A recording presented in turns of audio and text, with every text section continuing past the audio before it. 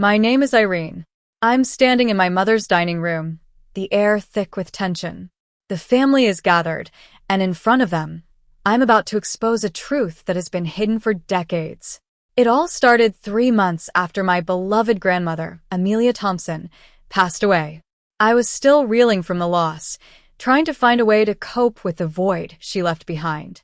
One morning, I received a call from a bank informing me that my grandmother had opened a safe deposit box in my name back in 1997. Let me take you back to the day we cleaned out Grandma Amelia's house. It was a cold January Saturday. The house stood at the end of Elmwood Road, a cozy red brick bungalow with a small front yard and a porch that always seemed to hold so many memories. I arrived at 8:30, hoping to have some quiet time before the rest of the family showed up. The cold air was crisp, and the frost on the ground made the world seem still. I sat in my car, looking at the porch where Grandma and I used to sit and chat. The rocking chair was still there, a silent reminder of our times together. Not long after, my mother, Caroline, pulled up in her brand new SUV. She stepped out in a fur-trimmed coat and designer sunglasses, looking more like she was going to a business meeting than cleaning out her mother's house. She opened the trunk and started pulling out packing boxes, completely ignoring the fact that the house needed a good clean. As we walked through the rooms, it was like watching a vulture circling its prey. Mom took everything she could get her hands on: the antique jewelry that had been in the family for generations, the fine china that Grandma had painstakingly collected over the years, and even the photo albums filled with our family history. When I asked if I could keep Grandma's locket, a precious heirloom that had been passed down from her mother, Mom looked at me with a cold stare and said, "Grandma wanted me to have it all. You wouldn't know how to take care of something like this anyway."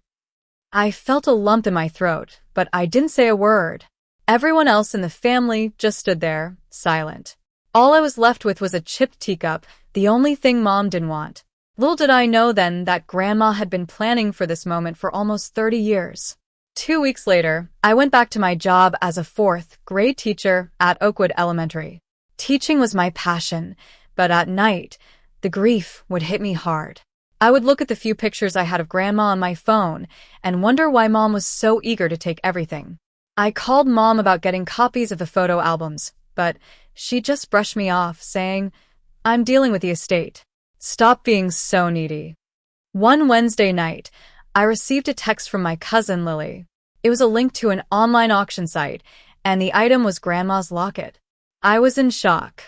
I called Mom immediately. When she answered, I asked, "Did you sell Grandma's locket?" She was silent for a moment, then said, "It's mine. I needed the money. You don't understand how to manage finances." I hung up the phone, my hands shaking. I knew then that Mom had been lying to the family for a long time. She had painted herself as the devoted daughter, the one who had taken care of Grandma, but in reality, I was the one who had been there every week, cooking Grandma's meals, taking her to the doctor, and just being there for her. The next morning, Mom called me back. She was angry, saying, "If you keep this up, you won't have a mother anymore.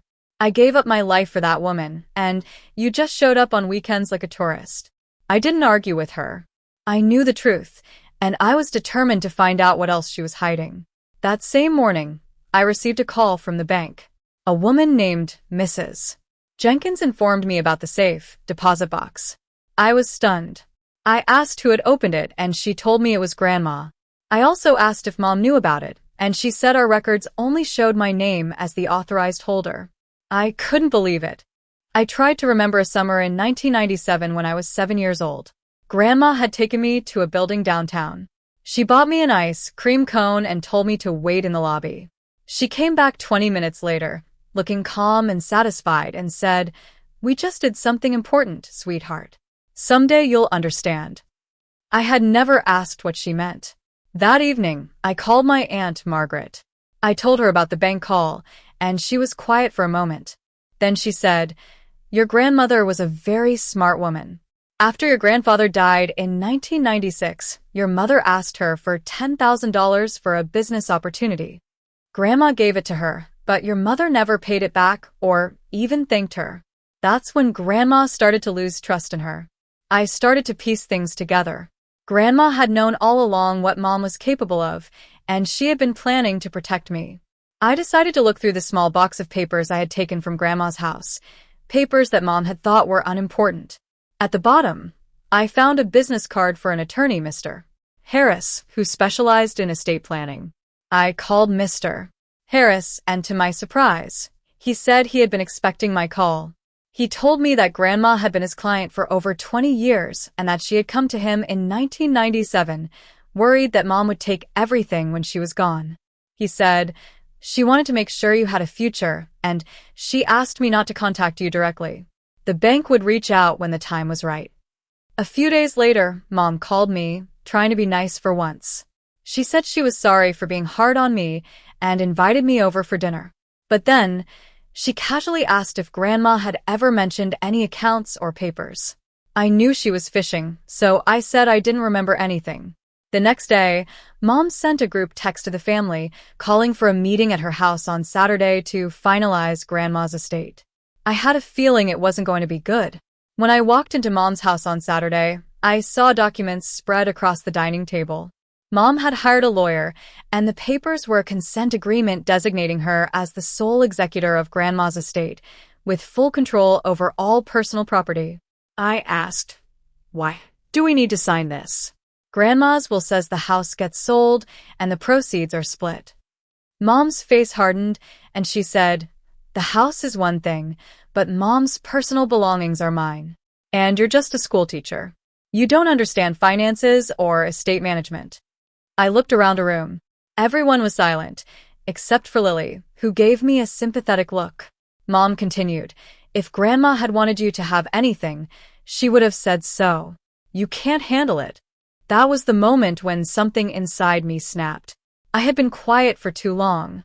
I said, "Actually, Mom, Grandma did say so. She just didn't tell you." I then walked into the dining room with Mr. Harris, who was carrying a leather briefcase. Mom's eyes widened when she saw him. "Who is this?" she asked. I said, "This is Mr. Harris, Grandma's attorney." The room fell silent. I opened my bag and took out the manila envelope from the safe deposit box. I pulled out the letter and started to read it aloud. "Dear Irene, if you're reading this, it means I'm gone. I know my daughter, Caroline.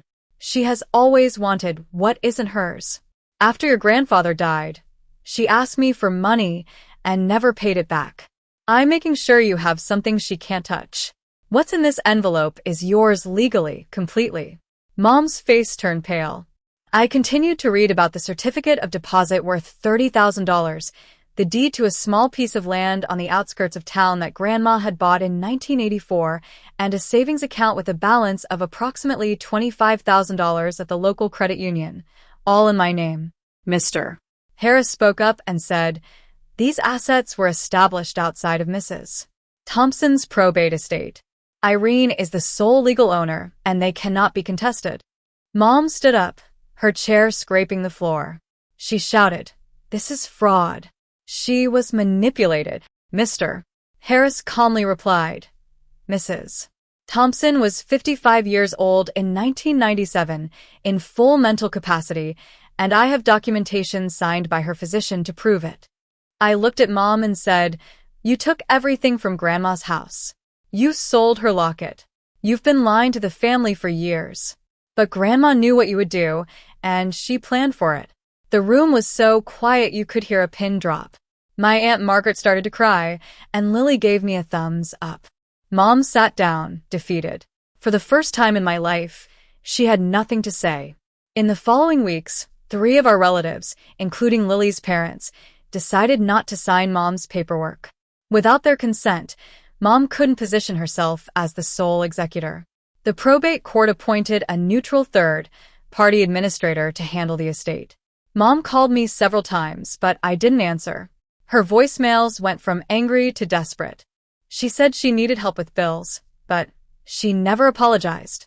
I used the money from the certificate of deposit to pay off my student loans, which had been a burden for years.